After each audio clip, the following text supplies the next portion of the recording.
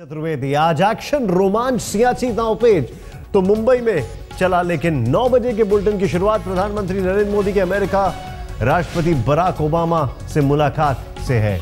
ASEAN देशों के dinner में पार्टी में ओबामा ने प्रधानमंत्री मोदी की जमकर तारीफ की। मोदी ने ओबामा से कहा, you are a man of action. देखा जाए तो सारी महफिल मोदी ही लूट ले गए। ये मुलाकात देखें और कितनी गर्मजोशी से दोनों की मुलाकात होती है।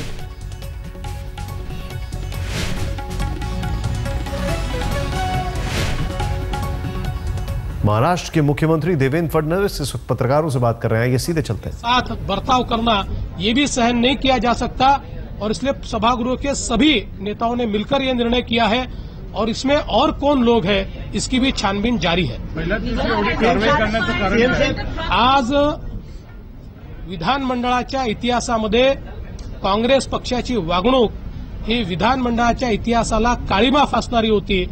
माननीय राज्यपाल ज्यावेळी या ठिकाणी आले त्यावेळी माननीय राज्यपालांशी धक्काबुक्की करण्याचा अतिशय वाईट प्रकार हा काँग्रेस पक्षाच्या सदस्यांनी त्या ठिकाणी केला आणि म्हणून काँग्रेस पक्षांच्या सदस्यांना 5 सदस्यांना आज आम्हाला निलंबित करावं लागलं।